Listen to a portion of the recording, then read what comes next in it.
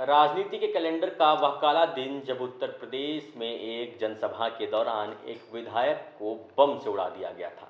ऐसी घटना राजनीति के इतिहास में न कभी हुई थी और न उसके बाद कभी हुई।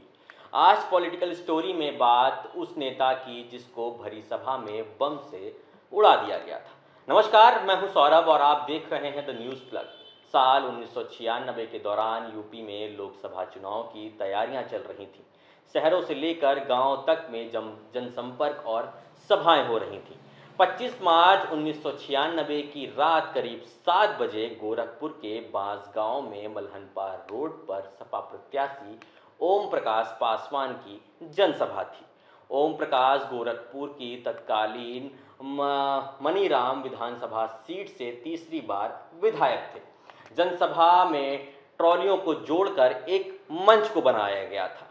3000 से ज़्यादा लोगों की भीड़ थी। आलम यह था कि जनसभा स्थल के पास जिला पंचायत की दुकानों की छत पर लोग बैठे थे। जनसभा को संबोधित करने के बाद ओम प्रकाश ने जैसे ही मंच से नीचे उतरने के लिए सीढ़ियों पर पैर रखा, एक तेज धमाका हुआ। यह एक बम था जो ओम प्रकाश पर फेंका गया था। हमले में ओम प्रकाश का सर धड़ से अलग हो गया और ओम प्रकाश पासवान की मौके पर ही मौत हो गई। पहले धमाके के बाद लोग कुछ समझ पाते कि जनसभा स्थल दर्जनों बमों के धमाकों से दहल उठा। घटना को अंजाम देने के बाद हमलावर मंच के करीब पहुंचे।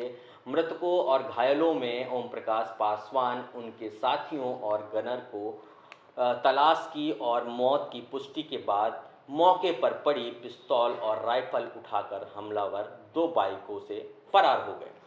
चंद मिनट पहले नारों से गूंज रहे जनसभा स्थल पर देखते ही देखते धुएं और चीखें सुनाई पड़ने लगी। तभी मौके पर पुलिस पहुंच जाती है। गंभीर रूप से जख्मी 30 लोगों को जिला अस्पताल पहुंचाया जाता है, जहां से घायलों को मेडिकल कॉलेज रेफर कर दिया गया था। हमले में कई लोगों के शरीर के चीथड़े उड़ गए थे। पूरी जनसभा स्थल पर जूते और चप्पल ही दिखाई पड़ रहे थे। धमाके से उड़े लोगों के कपड़े बिजली के तारों पर पहुंच गए थे। इस घटना का जिक्र रिटायर्ड आईपीएस राकेश पांडे करते हुए कहते हैं कि यूपी के इतिहास में राजनेताओं पर हमलों की घटनाएं तो बहुत हुई, लेकिन इस तरह जनसभा में बमों से हमला कभी नहीं हुआ था और ना ही उसके बाद कभी होगा। राकेश पांडे बताते हैं कि इस तरह के हमले की घटना का एक ही उदाहरण सामने आता है, जिसमें पूर्व रेल मंत्री ललित नारायण मिश्रा की बिहार में जनसभा के दौरान बमों से हमला कर हत्या कर दी गई थी।